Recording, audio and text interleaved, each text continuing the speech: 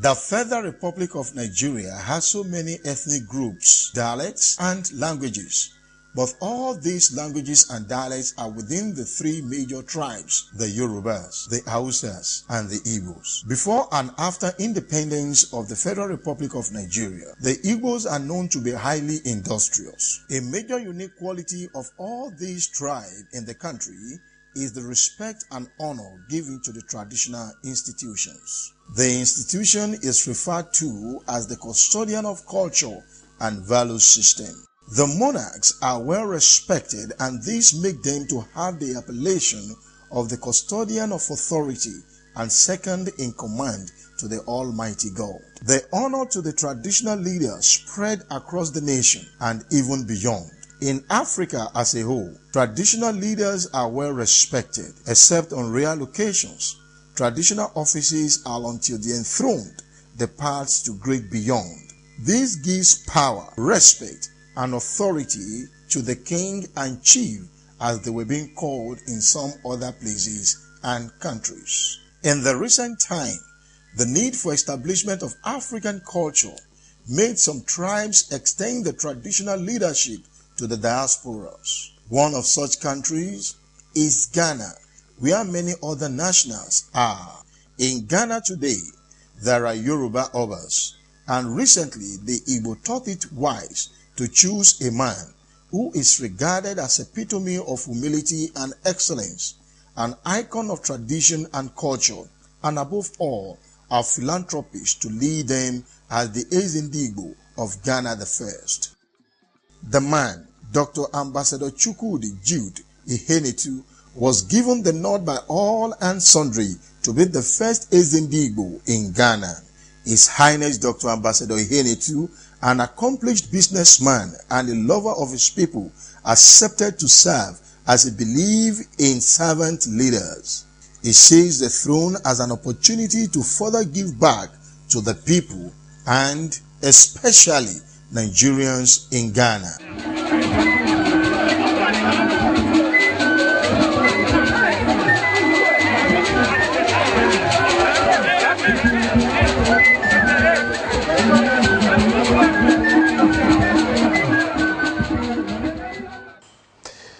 The genesis of censorship in Ghana is we the Igbos living in Ghana is a time to have a traditional ruler that will see over the tradition and the culture of Ndi Igbo in Ghana. But before this, let me take a little bit back. Our father, whom every Igbo man so much appreciate and enjoy him and respect him, being Dim Odumegwu Chukwuemeka Ojukwu, he is our father that we call Eze Igbo Mburumburu for the whole world. He is the one that look at the tradition and the culture of Ndi Igbo that is seriously going away. According to him, one of his trips to US, he met a friend of him that he fought the Biafran war together with him. And this is his friend come and greet him. And the kids came, they say hi. And believe me, all of them, according to him, they all put their trousers below their boots. And that's low waist. And he looked at this and he was serious, shocked about it. Because this, his friend, is a man that respects and enjoys tradition and culture. For his children to behave this way, I think is a time that we should carry the culture and the tradition of Ndi Igbo to anywhere the Igbos are found in the world. So he decided to think about bringing the tradition and the culture of Ndi Igbo where the Igbos are living. That is what prompted Eze Igbo in diaspora. And Eze Igbo in diaspora is existing in so many states in Nigeria outside the Igbo land. It's also existing in foreign land in the Western world and other African countries. Among these is those that prompt Eze Igbo in Ghana. And when this is prompt, my people here living in Ghana, as the Igbos in Ghana, and the Igbo leaders in Nigeria. Because remember that they started from Igbo leader being Dimodumegwu Ojukwu, and Igbo leaders in Nigeria, people like the son of Ojukwu, being Akbonwa Ndi Igbo.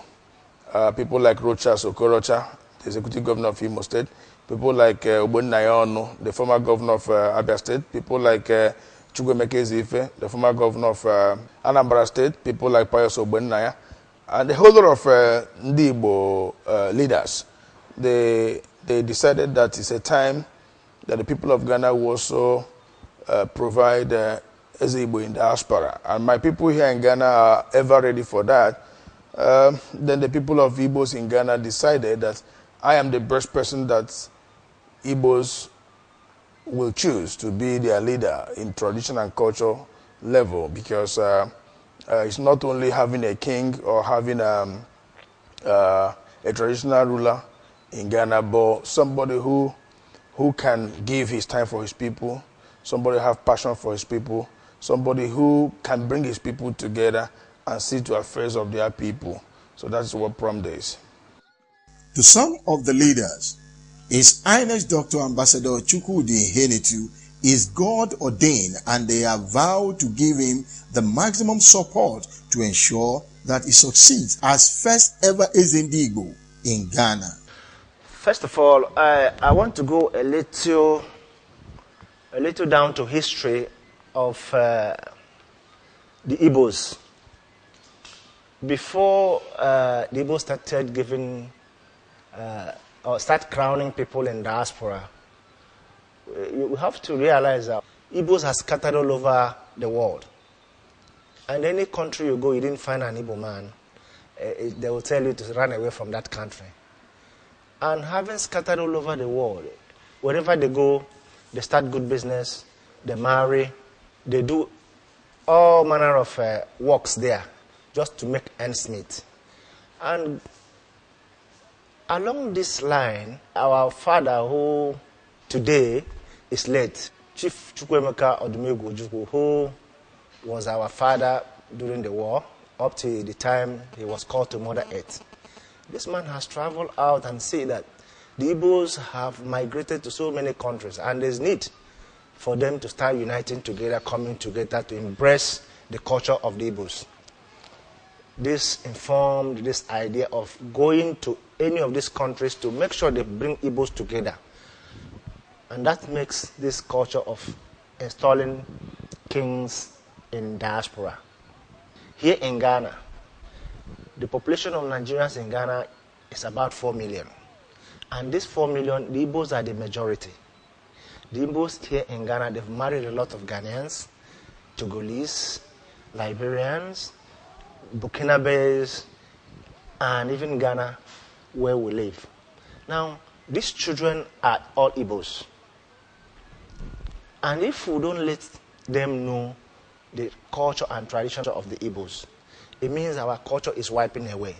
And the installation of this king means to plant the culture and tradition of the Igbo in Ghana and any other country that we found that there are a good number of the Igbos living in that country. By that, the essence of this kingship has come to be. I'm calling all the Igbos in Ghana that they should come together. My father said it. If a bullet kill a hawk in the marketplace, that other people having gone should bring down their gun for us to celebrate the hawk the one bullet have killed. We have getting a good Eze. I want all the Igbos, no matter your tribe, to come back. Let us celebrate our Eze and celebrate ourselves in Ghana. Our Eze is the Eze of all. It's not an Eze of Imo State, or Anambra, or Abia, or Obon, or Enugu. It's Eze of all the Igbos, including all Nigerians, because my brother, whom I know even before he was chosen as an Eze, is somebody who are human, who don't look at where you come from before he render help to you. Please, I want our people to unite and make sure that we are one people, one blood, and God will bless all of us.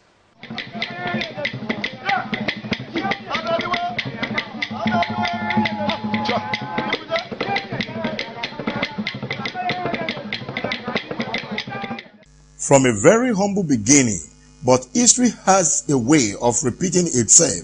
His Highness Dr. Ihenitu is a descendant of the late King Jaja of Opopo. I feel very great because I know he's a great young man. And if you go through his lineage, you find out that it is not by omission that he is now the king of the Igbos in Ghana.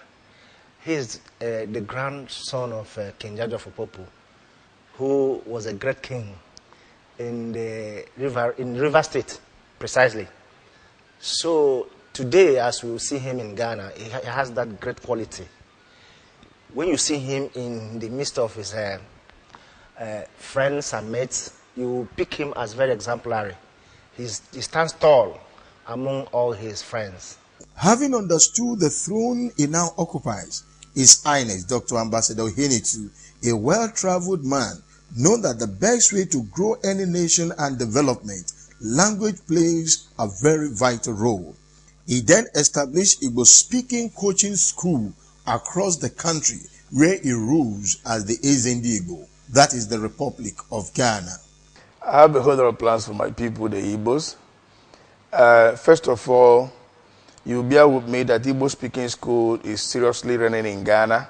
The people of Ghana cherish that even more than Nigerians as a whole. The people of Igbos also cherish that. This is one of my projects. That's Igbo speaking school. Because the children we are giving birth to them here today, they cannot speak the language of the Igbo. They are very good in Ghanaian language and English language. They go to school, they learn Spanish and French and all that. And none of them is learning Igbo. And we, the parents, we're always busy in our various businesses. In the morning, father and mother go to work. The kids go to school. Father and mother come back in the night. The kids come back in the night. No time to speak the language for them. No time to take them through the language. I decided that the time has come where we must let the children know the tradition, the culture, the language of where they're coming from. I established Igbo speaking school in Ghana here, which is running today, every Saturday, is for 2 hours, 10 to 12. Some areas has extended 2 sections every Saturday, like area like Dansuma has extended 2 sections, area like Kasua, area like Domekwabe has extended 2 sections every Saturday. They are learning the Igbo language. This is one of the projects, and believe me, the children are doing very well. Now they can speak Igbo, they can write Igbo. This is one of the projects I have for my people. What has been the response of people to this wonderful and culture-maintaining idea? The language of Igbos are dying, according to the United Nations. Now our leader have provided us an Igbo school where all our children born aside, even our wives married from other tribes, other countries in West Africa, are schooling free of charge. Now, my son or your own son or my daughter can come back and say, Papa Elola. It is a great joy to all Igbos.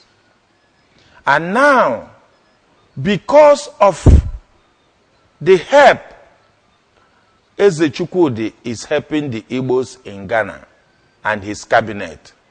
Igbos now have started to come together to unite more and more and more.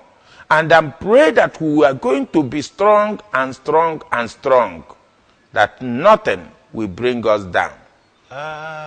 My advice to all Igbos is that Ghana, when we started this issue of coronating His Royal Highness the Eze in Ghana, there were a lot of issues. And those issues, we've been able to play them down. Number one, there was this issue of how can you go and crown somebody in diaspora? But because of what we have started doing in Ghana, for instance, this Igbo speaking school, other countries of the world are now trying to learn from what we've done in Ghana. The Igbo speaking school is bringing a lot of unity to all the whole Igbos in Ghana.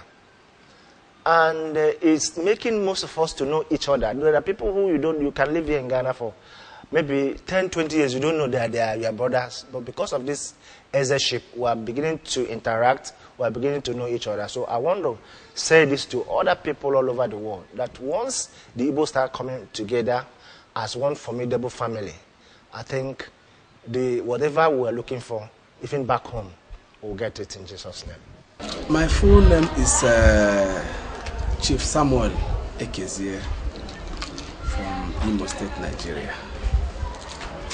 The Igbo speaking school in Ghana has come to stay, and it came through the Eze Igbo, the Igbo king in Ghana, Eze Dr. Ambassador Jude Chukwudi Yanetu, the only recognized Igbo king in Ghana. We have been going the Igbo school since I think January or February this year, and the school has brought a lot of changes in our homes in terms of our children that are born in Ghana, and even our wives, those of us who married either Ghanaian wives or Liberian wives or other tribes that are not Igbos. Our children who are born here are now able to greet us when we come home with Igbo language, and when you send them or speak in Igbo, they will understand. So we are very, very happy for this Igbo school, and a lot of Igbo families here are very happy. So it's a very good thing that we got this Igbo speaking school in Ghana. Well, it's an honor to be able to teach my people their language. It is an honor because I want them to be able to stand in their place when our language is being spoken and to defend themselves if need be. You know, our tradition, our language is what makes us. If we begin to speak English, speak Chui, speak Yoruba, and we don't speak our language, we will lose our identity. So we need an Eze who will want us to maintain our identity. And Eze Chooks is the only person who I see who fits the position. So I appreciate him so much. He's a king we adore, we love him. He is a man after our hearts, the king that the Igbos need and want in Ghana. So there's nothing else to say than that our Eze is him that we're looking for, and we have seen him. Ndewo ndị Igbo biko na-asụ n'okwu Igbo na-akụziri ụmụ n'okwu Igbo ka Igbo ghara ifunarị anyị n'ebe ọbụla anyị nọ. Ndewo. The beneficiaries of schools spread all over Ghana could not hide their feelings. It's my culture and it's my tradition, so I have to learn it. And when I grow, I can be somebody good in future. Yes, I like Igbo language. Igbo language is good and I want to learn it more.